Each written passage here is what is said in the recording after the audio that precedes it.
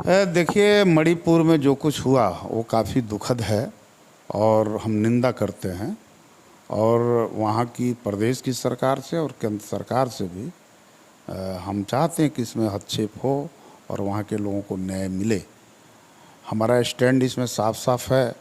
और जहाँ आप उत्तर प्रदेश की बात कर रहे हैं, देखिए योगी जी क्या बोल रहे हैं नहीं बोल रहे हैं उनका निजी मामला है या उनके पार्टी का मामला है। अभी तो ज्ञान वापी वाला मामला कोर्ट में चल रहा है और मैं चाहता हूं कि न्यायालय आने वाले दिनों में जो निर्णय ले सबको मानना चाहिए। हम न्यायालय के फैसले के पक्ष में हैं। जेडी के नेताओं को सम्मान मिल रहा है। नीतीश जी से पूछे ना कि उनको कितना सम्मान मिल रहा है जहाँ गए हैं। वहाँ अभी ये इतने ही दिनों में असहज महसूस कर रहे हैं। कब वहाँ से हट जाएंगे इसकी कोई गारंटी नहीं है। ये बिहार के लोग आम तौर से ही कयास लगा रहे हैं। और पब्लिक में चले जाइए, थोड़ा नीतीश जी के बारे में छोड़ दीजिए। उनका जो अपना खुद का सोशल बेस है उस सोशल बेस में जाइए स्वतंत्र रूप से और पूछिए कि उनका सोशल बेस आज एनडीए के साथ खड़ा है, उनके साथ नहीं खड़ा है। बल्कि वहाँ जा करके अपना सोशल बेस तो गंवाए ही और साथ ही साथ उन्होंने तेजस्वी को भी नुकसान पहुँचा दिया है। बिल्कुल, ये रमेश सिंह कुशवाहा हैं जो कि आरएलजेडी के सांप्रदायिकता के सवाल पे कहीं ना कहीं समझौता करती है, अपने स्टैंड को क्लियर नहीं करती है। आप इस सवाल को थोड़ा माननीय नीतीश कुमार जी से पूछिए। 26 बरस रहे भाजपा के साथ, तो आज वो सेकुलर हो गए और हम लोग कम्युनलिज्म के पक्ष में खड़ा हो गए। अरे Nitish ji, Divine College of Pharmacy Ziradei Siwan best faculty, आधुनिक लैब, लाइब्रेरी, बेस्ट क्लासेज तथा हॉस्टल की सुविधा उपलब्ध। डी फॉर्म बी फॉर्म के नामांकन के लिए आज ही संपर्क कर। 13 अगस्त को आरएलजेडी का एक बड़ा कार्यक्रम हो रहा है सिवान के टाउन हॉल में। इसको लेकर के अगर देखा जाए तो सिवान के साथ साथ पटना की भी टीम इसमें लगी हुई है। एक बड़ा कार्यक्रम हो रहा है। इस कार्यक्रम का क्या मतलब होगा, क्यों किया जा रहा है, किसके तहत किया जा रहा है और क्या इसका मुद्दा होगा, इन्हीं सब चीज़ों को लेकर के आज हम जो प्रदेश जो अध्यक्ष हैं रमेश सिंह कुशवाहा जी, चूँकि पूर्व जीरादेई के विधायक भी रह चुके हैं, हम इनसे उस मामले को भी समझने की कोशिश करेंगे और जो देश में आजकल जो एक मामला चल रहा है उस पर भी हम कुछ रोशनी इनसे डालने की कोशिश। 13 तारीख का जो आप लोगों का कार्यक्रम हो रहा है सिवान के टाउन हॉल में, हम उसके बारे में कुछ समझना चाहते हैं कि वो कार्यक्रम चुनाव से पहले हो रहा है तो क्या ये कुछ राजनीतिक मामला है या कुछ और है? देखिए, हम लोगों की पार्टी की ओर से एक डिसीजन लिया गया प्रदेश कार्यकारिणी की बैठक में कि बिहार में जो 38 ज़िले हैं वहाँ पार्टी का जिला कार्यकर्ता सम्मेलन किया जाए। क्योंकि आप सभी लोग जानते हैं पार्टी कुछ ही दिन पहले पार्टी का निर्माण हुआ है। तो पार्टी बनने के बाद हम लोगों ने शिविर किया और शिविर में ही हम लोगों ने एक प्रस्ताव लिया था कि पूरे बिहार में हम लोग 40 लाख सदस्य भर्ती करेंगे और हर ज़िले में कार्यकर्ता सम्मेलन करेंगे। तो इसकी शुरुआत मुजफ्फरपुर से हुई। लगभग मैं समझता हूँ कि अभी तक 15 ज़िले से ऊपर जिला सम्मेलन हो गया है। और सारण प्रमंडल में 12 से शुरुआत है, 12 को गोपालगंज है, 13 को सिवान है और 14 को छपरा जिला में एक कार्यकर्ता सम्मेलन होने वाला है। अभी जो एक एनडीए का जो बैठक हुआ, हमको लग रहा है कि जब एनडीए इससे पहले भी आप लोग उसका पार्ट थे और अभी जब नया आप लोगों ने उसका पार्ट बना है तो एक बड़ा अलग माहौल देखने को मिला है। पहली बार ऐसा लग रहा है कि एनडीए की बैठक हुई है और देश के प्रधानमंत्री ने आपके जो राष्ट्रीय अध्यक्ष है उपेंद्र जी, जिनका बहुत ही गर्मजोशी के साथ उन्होंने स्वागत किया है। इस स्वागत को क्या समझ रहे हैं आप लोग? क्या पार्टी में आप लोग अब हमेशा के लिए बने रहेंगे कि सिर्फ मुद्दों आधारित जो है कि आप लोग उनके साथ रहेंगे? देखिए, हमेशा अस्थाई और अस्थाई की बात नहीं है। हमारी पार्टी एनडीए की पार्ट है, एनडीए में हम लोग शरीक हैं। एनडीए की जो दिल्ली में बैठक हुई थी पिछले दिनों और उसमें हमारी पार्टी के राष्ट्रीय अध्यक्ष माननीय उपेंद्र कुशवाहा जी गए थे और ये बात ठीक है, उनका गर्मजोशी से स्वागत हुआ। और इस बार एनडीए में और भी कई पार्टियों के लोग शामिल हुए हैं। तो ये तो भाई चुनावी समय है, चुनावी वर्ष है आने वाले दिनों में, तो सब लोग अपना अपना किलेबंदी कर रहे हैं। एक सवाल अब यहीं से उठता है कि चूँकि अब तो आप एनडीए के पार्ट बन गए हैं तो आपसे तो कुछ सवाल किया जा सकता है देश के लेवल पे। इससे पहले आपने कहा था कि हम लोग नीतियों से समझौता नहीं करेंगे, तो क्या रमेश सिंह कुशवाहा हो या उपेंद्र कुशवाहा हो, चूँकि इनकी छवि कही जाती है कि एक सेकुलर टाइप पे, और सेकुलरिज्म पे आप लोगों ने बात भी किया है। लेकिन जो देश का हालात बना हुआ है, मणिपुर की हम बात करें या आपको हरियाणा की बात करें, उत्तर प्रदेश की बात करें या फिर हम मध्य प्रदेश की बात करें, सभी जगह जो मामले सामने आ रहे हैं उसमें अगर देखा जाए तो भाजपा की सरकार है। इसको किस नज़र में आप लोग देखते हैं? देखिए, मणिपुर में जो कुछ हुआ वो काफ़ी दुखद है और हम निंदा करते हैं, और वहाँ की प्रदेश की सरकार से और केंद्र सरकार से भी हम चाहते हैं कि इसमें हस्तक्षेप हो और वहाँ के लोगों को न्याय मिले। हमारा स्टैंड इसमें साफ साफ है। और जहाँ आप उत्तर प्रदेश की बात कर रहे हैं, जहाँ कहीं भी देखिए हम सांप्रदायिक सद्भाव के पक्ष में हैं। उत्तर प्रदेश यानी कि ज्ञान वापी मस्जिद की मैं बात कर रहा था, और वहाँ के मुख्यमंत्री योगी आदित्यनाथ चूंकि एक संवैधानिक पद पे हैं, सभी के मुख्यमंत्री हैं, और उसके बाद भी जो एक बयान उनका आया है त्रिशूल को लेकर के कि मस्जिद में त्रिशूल आया कहाँ से है, और उसके बाद आज मतलब मुस्लिम पक्षकारों को ये बात स्वीकार कर लेना चाहिए कि इतिहास में गलती हुआ है। क्या ये दबाव की राजनीति नहीं हो रही है? और उसके बाद भी आप लोग क्या देखते हैं इसको? देखिए, योगी जी क्या बोल रहे हैं नहीं बोल रहे हैं, उनका निजी मामला है या उनके पार्टी का मामला है। अभी तो ज्ञान वापी वाला मामला कोर्ट में चल रहा है, और मैं चाहता हूं कि न्यायालय आने वाले दिनों में जो निर्णय ले सबको मानना चाहिए। हम न्यायालय के फैसले के पक्ष में हैं।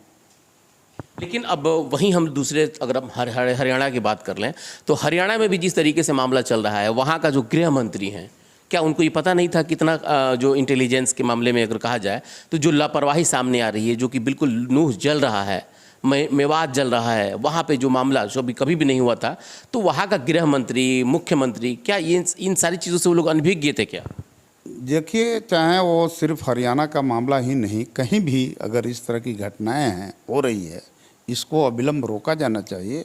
और वहाँ की सरकारों का ये राज्य धर्म बनता है कि तुरंत अविलंब इन तमाम मामलों में हस्तक्षेप करके और जनता के बीच सद्भाव बनाने की कोशिश करें। अच्छा सर, एक ईमानदारी से सवाल का आप जवाब दीजिएगा। चूँकि अब आप एनडीए का पार्ट बन गए, इसलिए हम जानते हैं कि आप अनकंफर्टेबल अपने आप को महसूस कर रहे हैं, कुछ नहीं बोल पाइएगा, लेकिन फिर भी ये मेरा भी कर्तव्य बनता है और आप भी, चूँकि आपको ऐसा नहीं है कि आप एनडीए का पार्ट बन गए हैं तो हमेशा बने रहेंगे, बहुत सारी चीज़ें ऐसी रास्ता आता है। आज जिस तरीके से डबल इंजन की बात की जाती है, चाहे वो देश के गृह मंत्री अमित शाह जी करते हों या उनके राज्य के जो मुख्यमंत्री डबल इंजन की बार बार बात करते हों, ये 4 राज्य जल रहा है सर, क्या यही डबल इंजन की सरकार?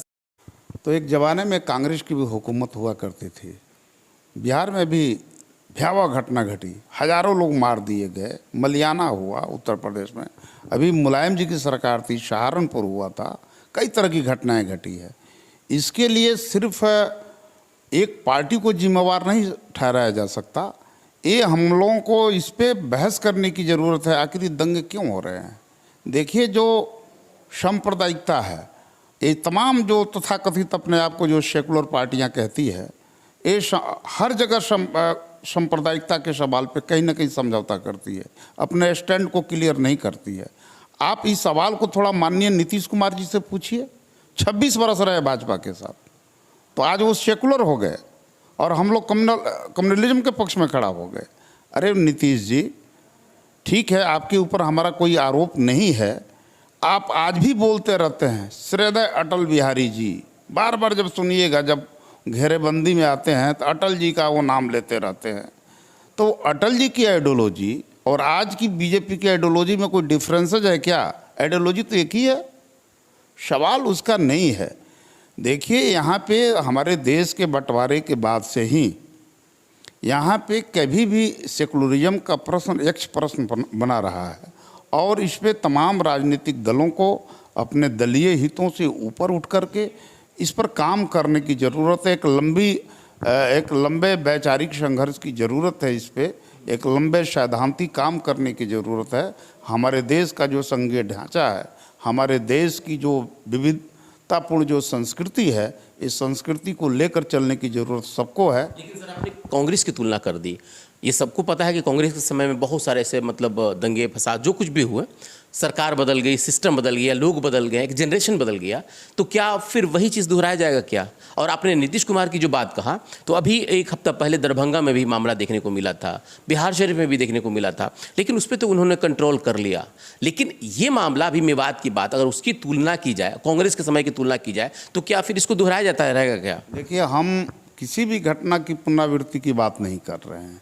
हम कह रहे हैं कि हर सरकारों को राजधर्म निभाना चाहिए, चाहे वो नीतीश जी की सरकार हो या कहीं कांग्रेस की भी कई राज्यों में सरकारें हैं वहाँ भी, या कहीं बीजेपी की सरकार हो वहाँ भी, सबको राजधर्म निभाना चाहिए, सबको लेकर कर चलना चाहिए, सामाजिक सद्भाव के सवाल पर मजबूत स्टैंड लेना चाहिए। आज एक तरह से बीजेपी मतलब ये कह रही है, बीजेपी के लोग कहते हैं, आईटी सेल कहता है कि मोदी जी अकेला चल रहे हैं, जबकि एक एनडीए गठबंधन आप लोगों का जो है उसमें लगभग 40 पार्टियां, 38 पार्टियां हैं, और इधर इंडिया बना है, INDIA, नया इंडिया बना है, इसमें लगभग 26 पार्टियां हैं।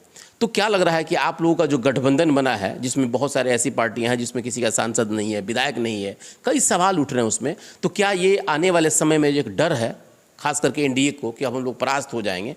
क्या उस डर का नतीजा है क्या कि इतना बड़ा कुनबा लेके चल रहे हैं आप लोग? देखिए, पहली बात है कि सब लोग अपनी अपनी राजनीतिक गोलबंदी करना चाहते हैं। चुनाव नज़दीक है तो मान लो इंडिया वाले अपने हिसाब से कर रहे हैं। वो भी तो पहले इंडिया वाले एकताबद्ध नहीं थे, अब तो उसमें अरविंद केजरीवाल को लोगों ने शरीक किया। जो अरविंद केजरीवाल एक ज़माने में पूरे कांग्रेस को टारगेट करते थे, कांग्रेस के हर तरह के घोटाले को गिनाते रहते थे, अब तो उन्होंने भी सवालों पर चुप्पी साध।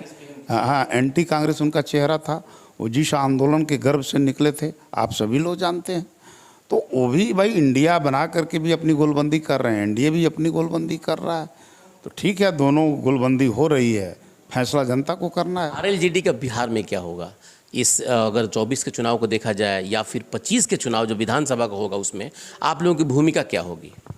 देखिए, हमारी पार्टी लोकसभा में मजबूत हस्तक्षेप करेगी और बेहतर प्रदर्शन करेगी। मुझे उम्मीद है 2014 में भी माननीय उपेंद्र कुशवाहा जी एनडीए के ही हिस्सा थे और 3 सीट उन्हें मिला था और तीनों सीट जीते थे।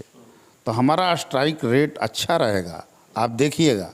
मैं नहीं कह रहा हूं कि हमें कितनी सीट मिलेगी, सीट टू सीट अभी तो बात भी नहीं हुई है, लेकिन जो भी सीटें मिलेगी हम लोग निश्चित रूप से बेहतर प्रदर्शन करेंगे। कहा तो ये जा रहा है कि जिस महत्वाकांक्षा के साथ आप लोग एनडीए का पार्ट बने हैं अभी आरएलजेडी बना करके, और जिस सम्मान के साथ आप लोग गए थे वो सम्मान शायद नहीं मिल रहा है, इसमें कितनी सत्यता है? देखिए, सम्मान की ठेकेदारी कौन ले लिया है? हमारे नेता को जितना सम्मान पहले था उतना आज भी है। आज भी आरएलजेडी के नेताओं को सम्मान मिल रहा है। नीतीश जी से पूछे ना कि उनको कितना सम्मान मिल रहा है जहाँ गए हैं। वहाँ अभी ये इतने ही दिनों में असहज महसूस कर रहे हैं, और कब वहाँ से हट जाएंगे इसकी कोई गारंटी नहीं है। ये बिहार के लोग आम तौर से ही कयास लगा रहे हैं। और पब्लिक में चले जाइए, थोड़ा नीतीश जी के बारे में छोड़ दीजिए, उनका जो अपना खुद का सोशल बेस है उस सोशल बेस में जाइए स्वतंत्र रूप से और पूछिए कि उनका सोशल बेस कहाँ खड़ा है। उनका खुद का सोशल बेस आज एनडीए के साथ खड़ा है, उनके साथ नहीं खड़ा है, बल्कि वहाँ जा कर के अपना सोशल बेस तो गंवाए ही, और साथ ही साथ उन्होंने तेजस्वी को भी नुकसान पहुँचा दिया है। बिल्कुल, ये रमेश सिंह कुशवाहा हैं, चूँकि आरएलजेडी के प्रदेश अध्यक्ष हैं। सवाल किया है वो नेशनल लेवल पे किया है, चूँकि नई गठबंधन में इन लोगों की नई पारी के लिए ये तैयार हैं ये लोग। लेकिन अब ये देखना है कि जिस तरीके से आज एनडीए का ये पक्ष ले रहे हैं, उस पक्ष में कहीं ना कहीं कई जगह ये असहज महसूस भी किए हैं। जिस तरीके से राष्ट्रव्यापी कई ऐसे मामले सामने आए, चाहे वो मणिपुर का मामला हो, हरियाणा का मामला हो, उत्तर प्रदेश का हो या मध्य प्रदेश का हो, इन सभी पे अब आने वाले समय में चुनाव में किस तरीके से ये लोग अपनी बातों को रख पाते हैं और किस तरीके से सरकार का समर्थन या उस एनडीए का समर्थन ये लोग कर करके और कई सीटों को जीतने का जो ये लोग बात कर रहे हैं उसमें कितना कामयाबी मिलता है, अब आप भी देखते रहिए और हम भी देखते रहेंगे। बहुत बहुत धन्यवाद।